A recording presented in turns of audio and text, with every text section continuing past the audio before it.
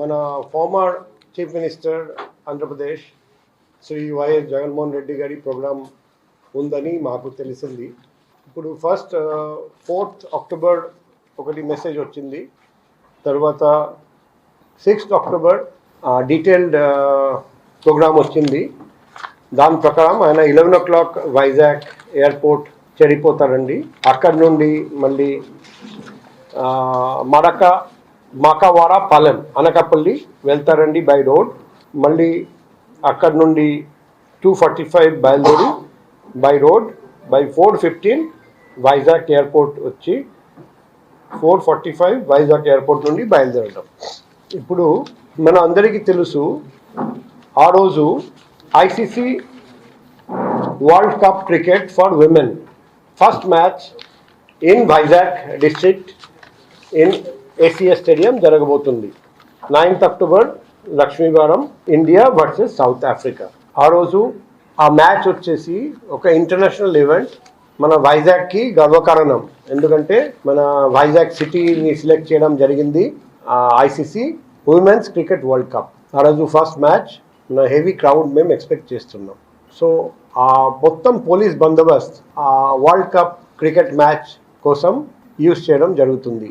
Road opening parties, anti saboteur checking, accommodation దగ్గర బందోబస్త్, venue దగ్గర బందోబస్త్, అంటే క్రికెట్ స్టేడియం చుట్టూ బందోబస్త్, ట్రాఫిక్ బందోబస్త్, పార్కింగ్ ప్లేస్ బందోబస్త్. పబ్లిక్ పొద్దున నుండి రావడం మొదలు పెడతారండి, రాత్రి వరకు మ్యాచ్ జరుగుతుంది. సో మన వైజాగ్ సిటీ ప్రెస్టీజ్ ఈ ఈవెంట్తో లింక్ ఉంది.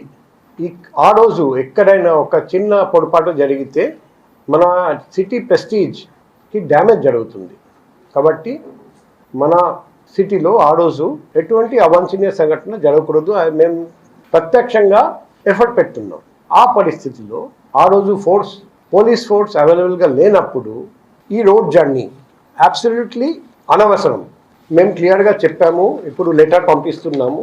ఆ లెటర్లో మేము క్లియర్గా రాస్తున్నాము, ఇది దాదాపు ఈ నేషనల్ హైవే 16 దాదాపు 11 కిలోమీటర్ స్ట్రెచ్ ఉంది ఎయిర్పోర్ట్ జంక్షన్ నుండి ఈ మడిపల్లెం జంక్షన్ వరకు. ఈ రోడ్లో major junctions airport junction, Sheelanagar junction, BHPB junction, Mindi junction, old Gajuwaka junction, 100 feet road junction, Srinagar తర్వాత శనివాడ జంక్షన్, కుర్మనపాలెం, అగనంపూడి, ఈ మడిపల్లెం. ఈ రూట్ చూస్తే వైటల్ ఇన్స్టాలేషన్స్ ఉన్నాయి, మల్టీ స్పెషాలిటీ హాస్పిటల్స్ ఉన్నాయి, ఎడ్యుకేషన్ ఇన్స్టిట్యూషన్స్ ఉన్నాయి, మేజర్ ఇండస్ట్రీస్ ఉన్నాయి. తర్వాత హెవీ వెహికల్స్, పోర్ట్ వైపు వెళ్తున్న హెవీ వెహికల్స్ కూడా ఇదే రోడ్ యూజ్ చేస్తారండి. ఇప్పుడు మాకు తెలుస్తుంది వేల మంది మొబిలైజ్ చేయడం జరుగుతుంది. వాళ్ళు అందరూ ఎయిర్పోర్ట్ దగ్గరికి వచ్చి ఫార్మర్ చీఫ్ మినిస్టర్ గారిని రిసీవ్ చేసుకోవడం, గ్రీట్ చేయడం కోసం వస్తున్నారండి. అదే మాదిరిగా ఈ డిఫరెంట్ జంక్షన్స్లో వేల మంది వచ్చి గ్యాదర్ అవుతారండి. దాదాపు 100 నుండి 150 వరకు 4 wheelers అండ్ 500 కంటే ఎక్కువ 2 wheelers కూడా ఫార్మర్ చీఫ్ మినిస్టర్ గారి కాన్వాయ్ అకంపెనీ చేస్తారట. మన అందరికీ తెలుసు హైవే ట్రాఫిక్ కాల్కటా నుండి కన్యాకుమారి వరకు ఈ రూట్ యూజ్ చేస్తారండి. అప్పుడు నేషనల్ హైవే బ్లాక్ అయిపోతుంది, అంబులెన్స్, ఎసెన్షియల్ సర్వీసెస్ బ్లాక్ అయిపోతాయి, పబ్లిక్ అందరూ ఇబ్బంది ఫేస్ చేస్తారు. వేరే రూట్ లేదు ఈ అన్ని హెవీ వెహికల్స్ డైవర్ట్ చేయడానికి. పోర్ట్కి వెళ్తున్న వెహికల్స్, హెవీ ఇండస్ట్రీస్కి వెళ్తున్న వెహికల్స్ డైవర్ట్ చేయడానికి వేరే రూట్ లేదు. పెద్ద ట్రాఫిక్ జామ్ జరుగుతుంది. దానివల్ల ఎసెన్షియల్ సర్వీస్ ఆగిపోతాయి, పబ్లిక్కి ఇబ్బంది, అండ్ ఈ కన్వాయ్ కూడా ఆగిపోతుంది. సో మొన్న కడూరులో ఏం జరిగింది మనకు తెలుసు. తమిళనాడులో 41 మంది చనిపోయారండి, తొక్కిసల్ట జరిగింది. ఎందుకు జరిగింది అది కూడా చూస్తే ఒక ముఖ్యమైన కారణం వచ్చేసి అక్కడ కెపాసిటీ తక్కువ కానీ ఎక్కువ మందిని రప్పించడం జరిగింది.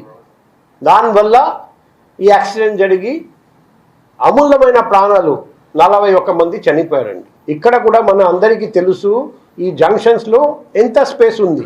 అక్కడ వేల మంది వస్తే అక్కడ తొక్కిసల్ట జరిగితే ఆ బాధ్యత ఎవరు వహిస్తాడు? ఒకవైపు సిటీలో ఒక ఇంటర్నేషనల్ ఈవెంట్ జరిగితే అప్పుడు ఈ రోడ్ జర్నీ మనకు అవసరమా? సో ఈ అంతా మనం ఆలోచించి మేము క్లియర్గా రాస్తున్నాం, వాళ్లకు లెటర్ ఇస్తున్నాం. మేము ఈ పర్మిషన్ కేటగిరికలీ డినై చేస్తున్నాం. రోడ్ జర్నీకి పర్మిషన్ వైజాగ్ సిటీ పోలీస్ ఇవ్వడం లేదు. సో ఒకవేళ ఆ ప్రోగ్రాం పెట్టాలంటే అది ఉంది అనకాపల్లి జిల్లాలో మకవాడ పాలెం. ఆ మకవాడ పాలెం వెళ్ళాలంటే ఈజీగా చాపర్ ద్వారా వెళ్ళొచ్చు. అక్కడ దిగడం, ప్రోగ్రామ్ అయిపోయిన తర్వాత అక్కడ నుండి వెళ్ళిపోవడం. ఇంతకుముందు కూడా ఫార్మర్ చీఫ్ మినిస్టర్ ప్రోగ్రామ్ వేరే చోట కూడా జరిగింది. అక్కడ కూడా చాపర్ ద్వారా రావడం, దిగడం, మళ్ళీ ప్రోగ్రామ్ అయిపోయినాక చాపర్ ఎక్కి వెళ్ళిపోవడం జరిగింది. రిక్వెస్ట్ కూడా చేశాము, ఇటువంటి రోడ్ ప్రోగ్రామ్ పెట్టకండి. ఇప్పుడు మీ ద్వారా మేము పబ్లిక్ కి రిక్వెస్ట్ చేస్తున్నాం, ఆ ప్రోగ్రామ్ కి ఎటువంటి పర్మిషన్ లేదు కాబట్టి దయచేసి రాకండి. ఎందుకంటే ఆ అసెంబ్లీ చట్ట విరుద్ధంగా జరుగుతుంది కాబట్టి that becomes an unlawful assembly. తర్వాత at the cost of repetition అందరికీ ఇబ్బంది, పబ్లిక్ కి ఇబ్బంది, ట్రాఫిక్ కి ఇబ్బంది, ఎసెన్షియల్ సర్వీసెస్ కి ఇబ్బంది, అంబులెన్స్ కి ఇబ్బంది, ఇండస్ట్రీస్ కి ఇబ్బంది.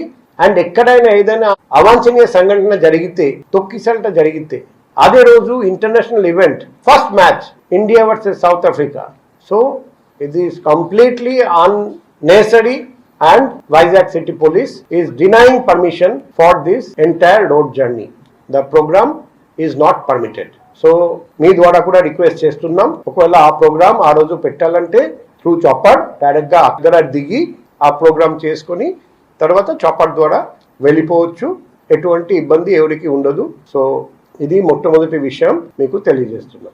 Please subscribe to Leo News for more videos.